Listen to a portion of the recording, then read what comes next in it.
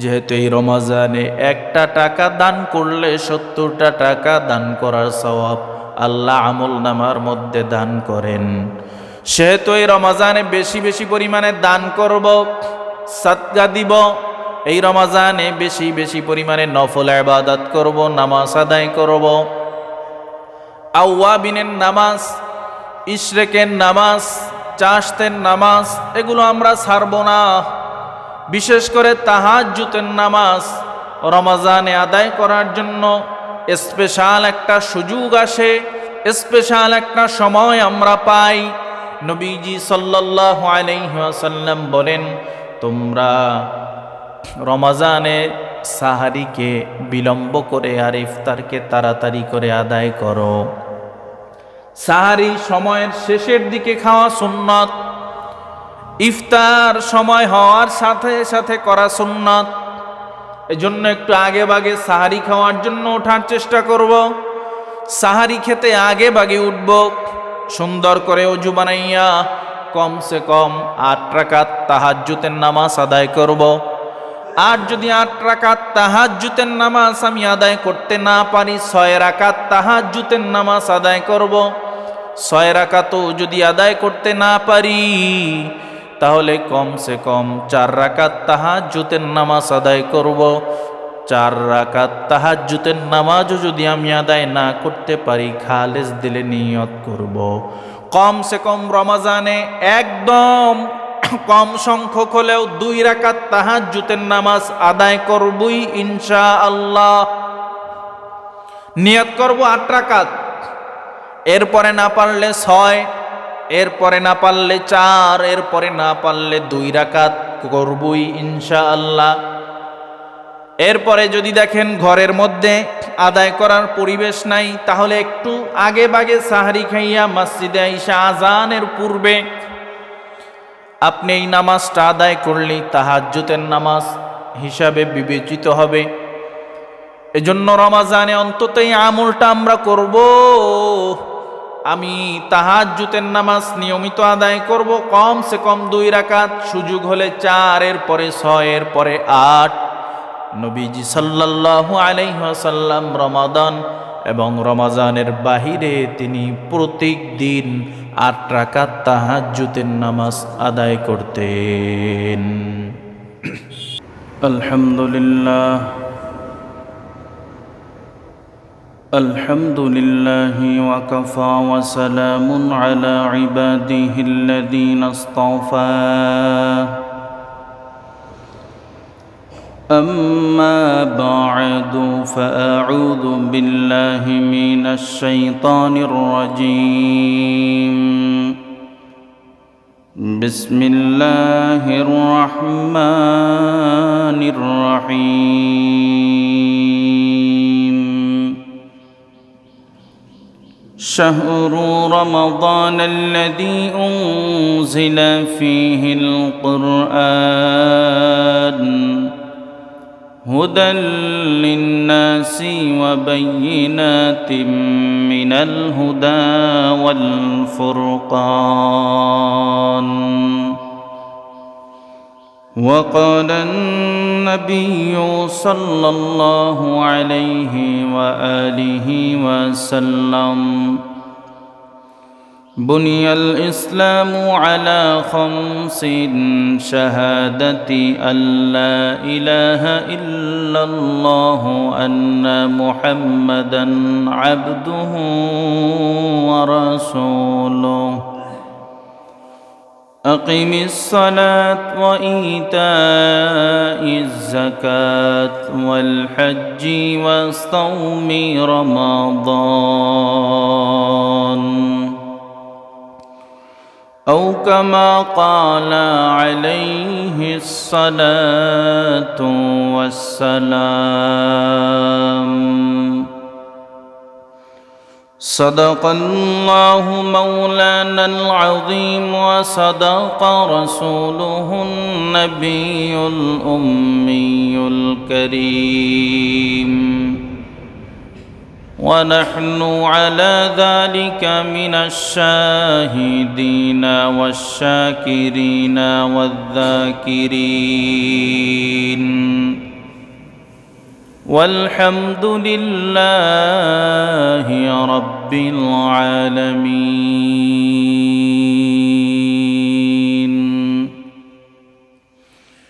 اللهم صل على محمد النبي الأمي الكريم وعلى آله وأصحابه أجمعين.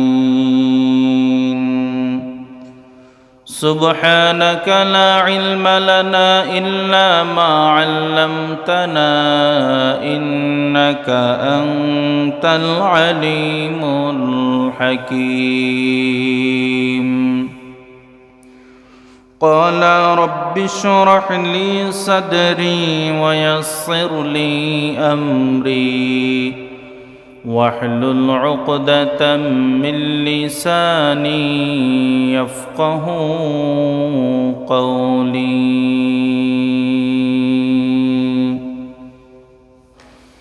শুকরিয়া, আলহামদুলিল্লাহ। মহান আল্লাহ তাবারক ওয়া তাআলার দরবারে লাখো কোটি শুকর ও সুজুদ। যেই মহান রব্বে করিম আল্লাহ তাআলা শাবানের শেষ অংশে শেষ জুমার নামাজ আদায়ের উদ্দেশ্যে আজানের সাথে সাথে রব্বে করিম আল্লাহ তাআলার পবিত্র ঘর মসজিদের মেহমান হিসেবে আসার এবং বসার মতন তৌফিক দান করেছেন। এজন্য সেই মহান স্রষ্টা রব্বুল আলামিন আল্লাহ তাবারক ওয়া তাআলার দরবারে আমরা সকলেই প্রাণ খুলে শুকর আদায় করি, আলহামদুলিল্লাহ। শাবান মাস রমজানের আগমনী বার্তা দেয় মুমিনের জন্য, ইমানদারের জন্য এক অত্যন্ত দামি এবং খুশির মুহূর্ত। নবীজি সাল্লাল্লাহু আলাইহি ওয়া আলিহি ওয়াসাল্লাম শুধু শাবান নয়, বরং রমজানের 2 মাস পূর্বে রমজানের প্রস্তুতি গ্রহণ করতেন। কিভাবে এই বরকতময় মাস আল্লাহ তাআলার সান্নিধ্যে আল্লাহ তাআলার জন্যই কাটানো যায়। আমরা তো রমজানেও আমাদের সময়কে হেলায় খেলায় কাটিয়ে দেই, বরং যারা ঈমানদার, যাদের ঈমানের মজবুতি যত বেশি, তারা রমজানের প্রত্যেকটা মুহূর্ত হিসাব করে করে চলাফেরা করে। বিশ্বনবী সাল্লাল্লাহু আলাইহি ওয়া আলিহি ওয়াসাল্লাম সেই রমজানের 2 মাস পূর্বে রজবের চাঁদ ওঠার সাথে সাথেই পড়তেন আল্লাহুম্মা বারিক লানা ফি রজব ওয়া শাবান ওয়া বাল্লিগনা রমাদান। আমাদের নবীজি সাল্লাল্লাহু আলাইহি ওয়াসাল্লাম এই দোয়ার মধ্যে একদিকে নিজের হায়াতের সীমানা, হায়াতের নিশানা বাড়ানোরও দোয়া করতেন, বরং আল্লাহ আপনি এই রজব এবং শাবানের বরকত দান করেন এবং হায়াতের সীমানাটা বাড়ায়া রমজান পর্যন্ত পৌঁছায়া দেন। এই রমজান মাস অত্যন্ত দামি এবং গুরুত্বপূর্ণ মাস, ইবাদতের মাস। বরং মুমিনরা যেভাবে রমজানের আগমনী বার্তা শোনার পরে তারা যেভাবে আনন্দিত হয়, তারা যেভাবে খুশি হয়, পাশাপাশি যাদের ঈমান বড় দুর্বল এবং যাদের ঈমান নাই, তারা রমজানের আগমন শোনার পরে, এই বার্তা শোনার পরে তারা বেজার হয়। এর কারণ হলো, নেক কাজ করলে আল্লাহ খুশি হয়, শয়তান বেজার হয়। পাপের কাজ করলে শয়তান খুশি হয়, আল্লাহ বেজার হয়। বিশ্বনবী সাল্লাল্লাহু আলাইহি ওয়া আলিহি ওয়াসাল্লাম সাহাবায়ে কেরাম রিদওয়ানুল্লাহি তাআলা আলাইহিম আজমাইনদের সামনে শাবানের শেষ অংশে তিনি বয়ান করতেছেন, ও সাহাবায়ে কেরাম, তোমরা কি জানো সামনে কোন মাস আসতেছে? সবাই সাহাবায়ে কেরাম রিদওয়ানুল্লাহি তাআলা আলাইহিম আজমাইনরা জবাব দিলেন, হ্যাঁ আমরা জানি সামনে রমজান মাস আসতেছে। বিশ্বনবী সাল্লাল্লাহু আলাইহি ওয়াসাল্লাম বলেন, হ্যাঁ, তোমাদের জবাব সত্য, তবে শুধু এটা রমজান মাস না, বরং এই মাসটা গুনাহ মাফের মাস। শুধু গুনাহ মাফের মাস না, এই মাসটার মধ্যে আল্লাহ তাআলা এমন একটা বরকত দান করেছেন, এই বরকতের কারণে এই মাসে তুমি যদি একটি নফল ইবাদত করো, আল্লাহ তাআলা এটা ফরজ সমতুল্য ইবাদতের সওয়াব দান করবেন। তুমি যদি একটা ফরজ ইবাদত করো, তাহলে আল্লাহ তাআলা ৬৯টা ফরজ ইবাদত এর সাথে বৃদ্ধি করে যোগ করে আল্লাহ ৭০টা ফরজ ইবাদতের সওয়াব দান করবেন। তুমি যদি একটা টাকা আল্লাহ তাআলার রাস্তায় দান করো, তাহলে আল্লাহ তাআলা কমসে কম ৭০টা টাকা আল্লাহর রাস্তায় দান করার সওয়াব দান করবেন। এটা এমন একটা মাস। ফালাহু আজরু আশরু আমসালিহা। অন্য মাসে ১-১০ দেওয়ার ঘোষণা আছে, আর রমাদানে ১-১০ না, ৭০ থেকে ৭০০ গুণ সওয়াব আল্লাহ বাড়িয়ে দেওয়ার ঘোষণা করেছেন। এজন্যই বরকতময় রমাদান আগামীকাল সন্ধ্যা থেকে শুরু হবে। এক ব্যক্তি, কোনো এক আলেম এভাবে বয়ান করার পর যে আল্লাহ রমাদানে একটা নফল ইবাদতকে ফরজ সমতুল্য সওয়াব দান করবেন, এই বয়ান করার পরে এক পণ্ডিত তিনি হুজুরকে প্রশ্ন করলেন। মনে করছে হুজুর মূর্খ সুরূক্ষ মানুষ, তাকে প্রশ্ন করলে মনে হয় জবাব দিতে পারবে না। এই ভেবে তিনি প্রশ্ন করছেন, হুজুর কতটা নফল একত্রিত করলে একটা ফরজ হবে? কি করছে? কতটা নফল এক জায়গায় জমা করলে, একত্রিত করলে ফরজ একটা ফরজ হবে? হুজুর বড় চিন্তা, টেনশন, পেরেশানির মধ্যে পড়ে গেলেন যে এই প্রশ্ন তো জিন্দেগিতে আমাকে কেউ করে নাই, তাহলে এই ব্যক্তি করলো, কি করা যায়? তিনি আল্লাহ তাআলার সাহায্য চাইলেন।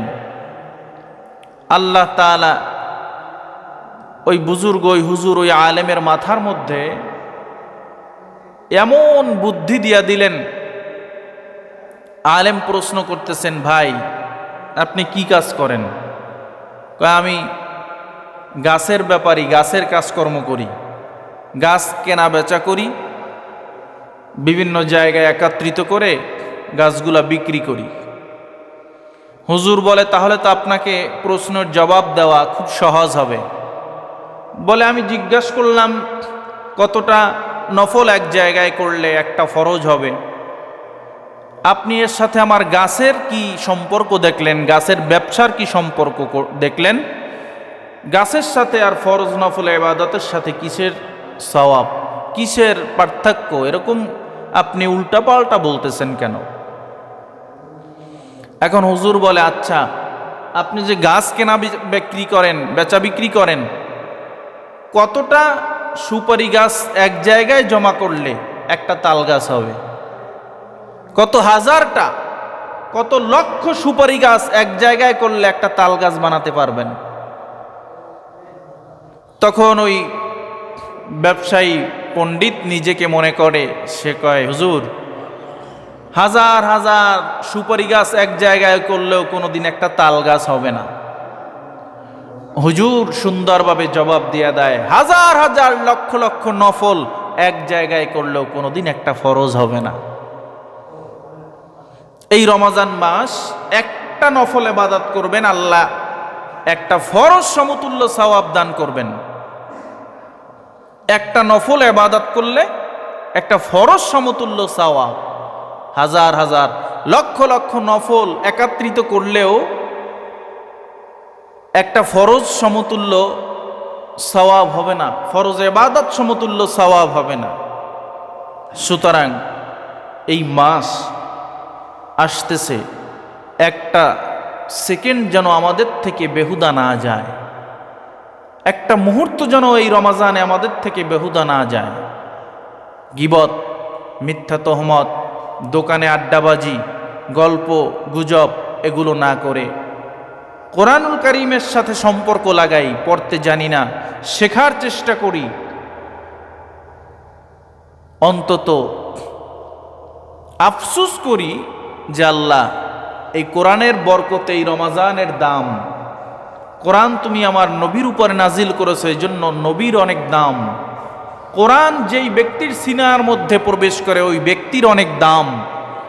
এই কোরআনের ইলম আমি শিখতে পারি নাই, পড়তে পারি না, আফসোস করে করে অন্তত কোরআনের প্রত্যেকটা পাতায় পাতায় আঙ্গুলকে আমি টানি, এরকম কোরআন খুলে দেখি, তাকায়া থাকলেও সওয়াব।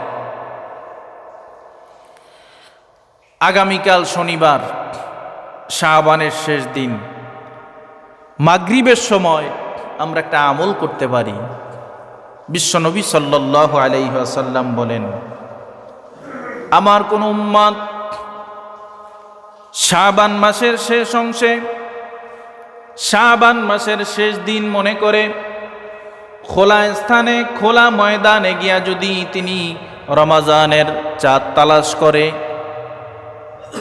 এমনভাবে রমাজানের চাঁদ তালাশ করবে মনে হয় যেন তিনি কি খুঁজতেছে, দীর্ঘদিন কোনো কিছুর অপেক্ষায় ছিল, আজ সেটা তালাশ করতেছে, সেটা খুঁজতেছে, তার থেকে হারায়া গেছিল, এমন একটা জিনিস তিনি তালাশ করতেছে। খোলা ময়দানে তিনি রমাজানের চাঁদ তালাশ করবে। যখন রমাজানের চাঁদ দেখবে, রমাজানের চাঁদ দেখার পরে আইসা মাগরিবের নামাজ আদায় করবে। মাগরিবের নামাজ আদায় করার পর মাগরিবের সুন্নাত নামাজ আদায় করবে, সুন্নতের পরে আওয়াবিনের নামাজ আদায় করবে। আওয়াবিন নামাজ আদায় করার পর ওই বান্দা 2 রাকাত তাওবার নামাজ আদায় করবে। তাওবার নামাজ 2 রাকাত নামাজ আদায় করবে। 2 রাকাত নামাজ অন্য অন্য সব নামাজের মতোই ঠিক থাকবে। সূরা ফাতিহার পরে যে কোনো সূরা মিলায়া এই নামাজ 2 রাকাত তিনি আদায় করতে পারবে, কোনো সমস্যা নাই, অসুবিধা নাই। 2 রাকাত নামাজে শুধু পরিবর্তন হবে, আমরা রুকুতে গিয়া বলি সুবহানা রাব্বিয়াল আ'লা, সুবহানা রাব্বিয়াল আ'লা, সুবহানা রাব্বিয়াল আ'লা।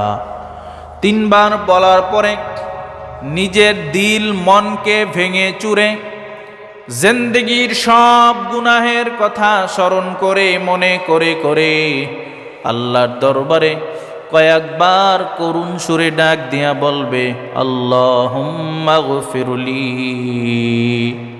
আল্লাহুম্মা গফিরলি, আল্লাহুম্মা গফিরলি।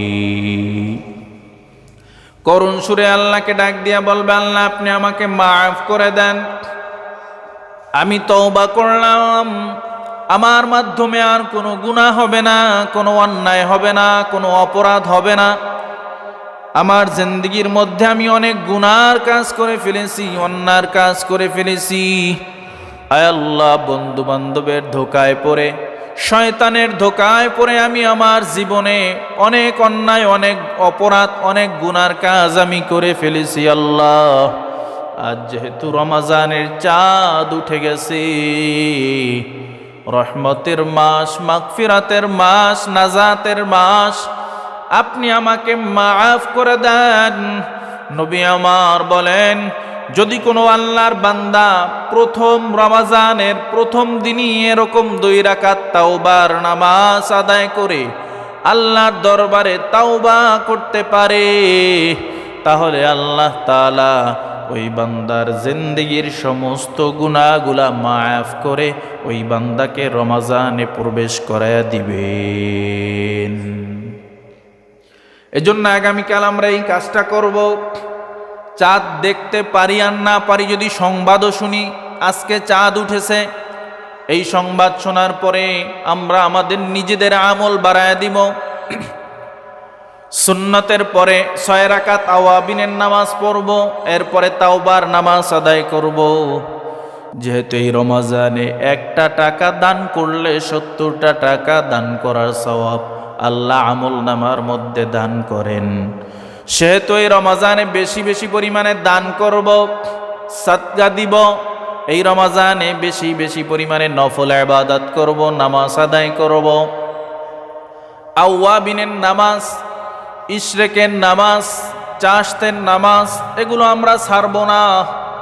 বিশেষ করে তাহাজ্জুদের নামাজ রমজানে আদায় করার জন্য স্পেশাল একটা সুযোগ আসে, স্পেশাল একটা সময় আমরা পাই।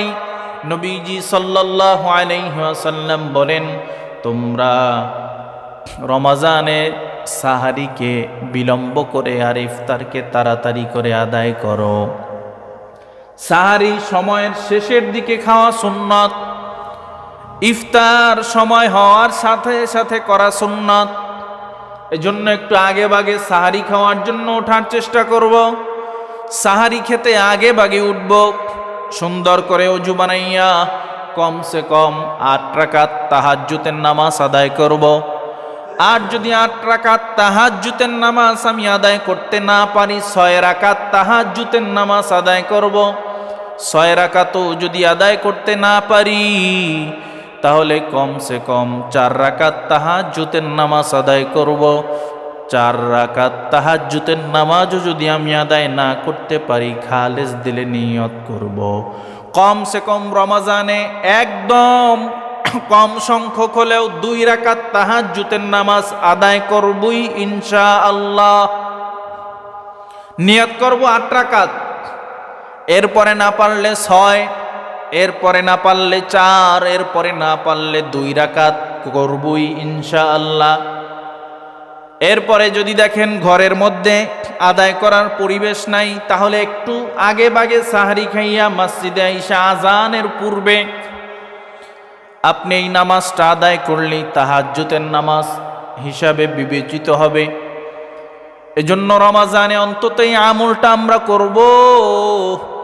আমি তাহাজ্জুদের নামাজ নিয়মিত আদায় করব, কমসে কম 2 রাকাত, সুযোগ হলে 4, এরপরে 6, এরপরে 8। নবীজি সাল্লাল্লাহু আলাইহি ওয়াসাল্লাম রমাদান এবং রমজানের বাহিরে তিনি প্রত্যেকদিন 8 রাকাত তাহাজ্জুদের নামাজ আদায় করতেন। দৈনিক 8 রাকাত তিনি তাহাজ্জুদের নামাজ আদায় করতেন। বিশ্বনবী সাল্লাল্লাহু আলাইহি ওয়াসাল্লাম বলেন, উম্মতের দল, এই রমজানে তুমি বিশেষ করে কয়েকটা আমল করবা। এই তাহাজ্জুদের নামাজ আদায় করবা, আর রমজানে বেশি বেশি সুবহানাল্লাহর আওয়াজ দিবা, আলহামদুলিল্লাহর আওয়াজ দিবা, লা ইলাহা ইল্লাল্লাহর আওয়াজ দিবা, আল্লাহু আকবারের আওয়াজ দিবা। বেশি বেশি ইস্তেগফার আদায় করবা, বেশি বেশি কালেমার জিকির করবা, বেশি বেশি দুরূদ শরীফ পড়বা, জবানের হেফাজত করবা। শুধু সারাদিন না খায়া থাকার নাম রোজা না, বরং জবানের হেফাজত করা, জিহ্বার হেফাজত করা, কানের হেফাজত করা, হাতের হেফাজত করা, পায়ের হেফাজত করার নামও কিন্তু রোজা। সারাদিন উপাস থাকলাম, কিছু খাইলাম না, এর নাম রোজা না। জবানে মিথ্যা বলবো না, গীবত করব না, কারো উপরে তোহমত দিব না। আমার মুখের মাধ্যমে কেউ যেন কষ্ট না পায়, আমার আচার ব্যবহারের মাধ্যমে কেউ যেন কষ্ট না পায়, আমার হাতের মাধ্যমে কেউ যেন কষ্ট না পায়, এদিকে আমার খেয়াল রাখা লাগবে, লক্ষ্য রাখা লাগবে। দোকানে বইসা আড্ডাবাজি কইরা, গীবত কইরা নিজের গুনার আমল নামাটাকে আমি আরো ভারী করব না, বরং চেষ্টা করব এই রমজানের মধ্যে বাজারঘাট দোকানপাটে একটু কম ওঠার চেষ্টা করব, বেশি বেশি সময়কে মসজিদে লাগানোর চেষ্টা করব। বুজুর্গানে দিনরা তারা রমজানের পূর্বেই ইতিকাফের নিয়তে মসজিদে প্রবেশ করে যাইতেন, কারণ রমজানে বাহিরে বের হলেই গুনাহ, এজন্য তারা রমাজানেরও 10 দিন আগে 40 দিনের নিয়ত করে ইতিকাফের জন্য ইতিকাফের নিয়তে মসজিদে প্রবেশ করতেন। আবার কেউ কেউ সারা রমজানে ইতিকাফ করতেন। আমরা তো শেষ 10 দিনের জন্যই মানুষ খুঁজে পাই না, ভাড়া করে আনতে হয়, বিভিন্ন এলাকা থেকে আনতে হয়। আমাদের আলহামদুলিল্লাহ এই সমস্যাটা নাই, কিন্তু বিভিন্ন মসজিদের মধ্যে মানুষ ভাড়া কইরা আনতে হয়। এলাকার মানুষ এত ব্যস্ত, এত দুনিয়ামুখী, দুনিয়ার ব্যবসার মধ্যে লস হয়ে যাইবে যদি ইতিকাফে বসি। আর যারা আখিরাতমুখী, যারা ইমানদার, তারা তো আল্লাহর সঙ্গে ব্যবসা করার জন্য সদা সর্বদা প্রস্তুত। তারা তো আল্লাহ তাআলার সঙ্গে ব্যবসা করার জন্য রমজান মাসকে স্পেশাল তারা ভাগ করে রাখে, সব কাজকর্ম থেকে তারা বিরত থাইকা শুধু রমজানে ইবাদত করার নিয়ত করে। ইবাদত আমাদের দেশের ব্যবসায়ীরা 11 মাস টাকা পয়সা জমাইয়া খাদ্যপণ্য গুদামজাত কইরা রমজানে সিন্ডিকেট কইরা দাম বাড়ায়া দেয়। আর যারা আখিরাতের ব্যবসায়ী, ইন্নাল্লাহা আশতারা মিনাল মুমিনিনা আনফুসাহুম ওয়া আমওয়ালাহুম বিআন্না লাহুমুল জান্নাহ। যারা ইমানদার, যারা আল্লাহর সঙ্গে ব্যবসা করে, তারা তো এই রমজানের 1 মাস স্পেশাল রাইখা দেয়, কোনো কাজকর্ম করব না, একমাত্র এই রমজান আমার ইবাদতের মাধ্যমে আমি ব্যয় করব। এই রমজান আমি মসজিদে কাটায় দিব, তারাবির মধ্যে কাটায় দিব, নফল ইবাদতের মধ্যে কাটায় দিব, কোরআনুল কারীম তেলাওয়াতের মাধ্যমে আমি কাটায় দিব। অন্য কোনো কাজকর্ম আমার মাধ্যমে হবে না। কিন্তু আমরা তো এরকম ইমানদার হতে পারি নাই। ঘরও চালান লাগবে, কামাই রোজগারও করা লাগবে, ইবাদতও করা লাগবে, আল্লাহ তাআলার সন্তুষ্টিও অর্জন করা লাগবে। আবার পরিবার পরিজনের মুখে আহারও জোগাড় করতে হবে, রিজিকেরও ব্যবস্থা করা লাগবে। এজন্য অন্তত এই সাহারি খাওয়ার পরে অথবা আগে তাহাজ্জুদের নামাজ আদায়ের নিয়ত করব। অন্তত দৈনিক 5টা টাকা হলেও দান করার নিয়ত করব।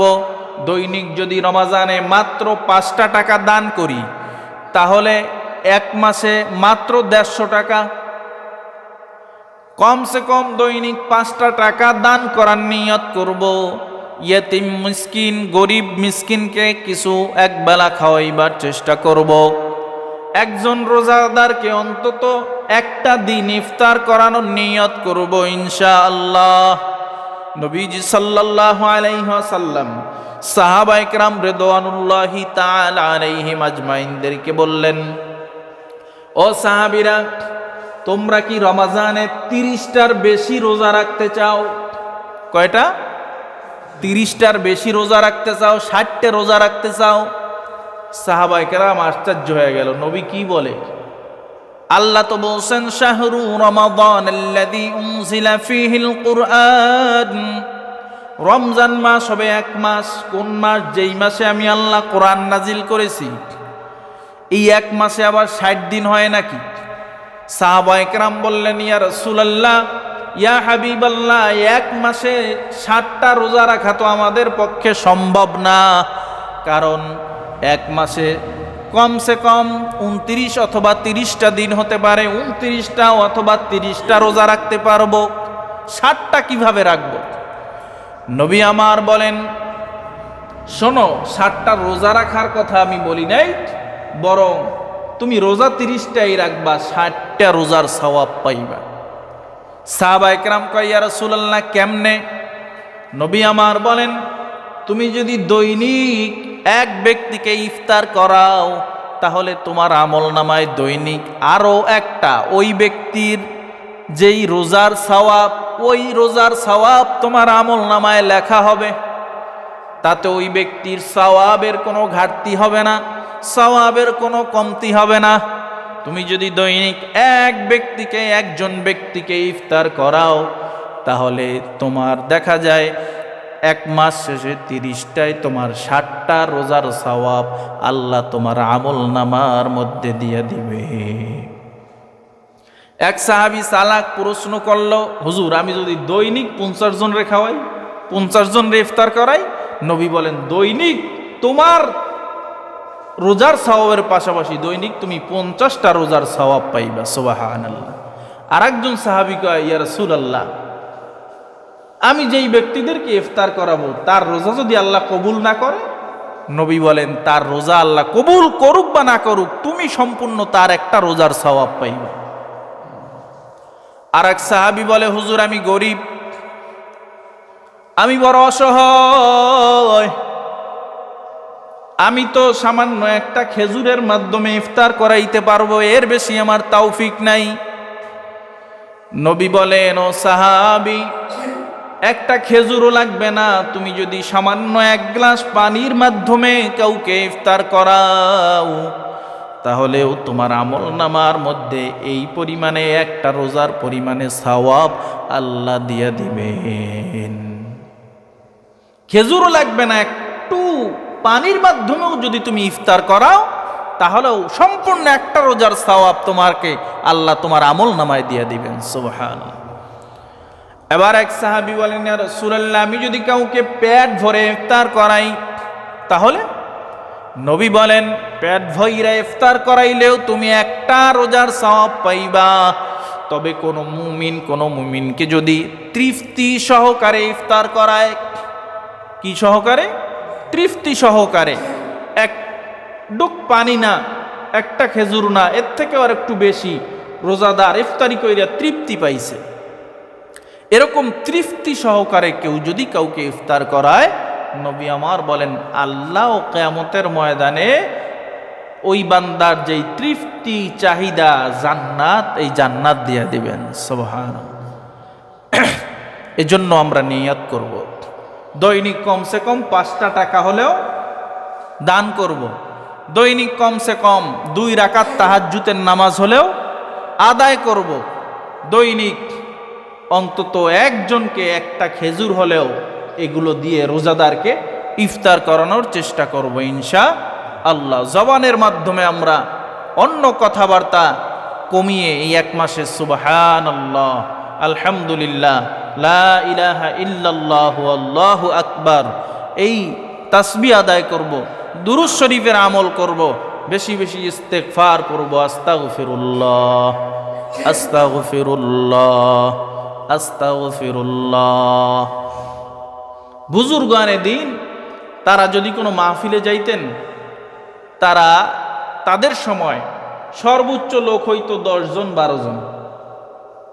আমরা মাহফিলে গেলে 10 জন 12 জন লোক দেখলে আমাদের মনকে খারাপ করি, কি মাহফিলে আইলাম, লোকজন নাই।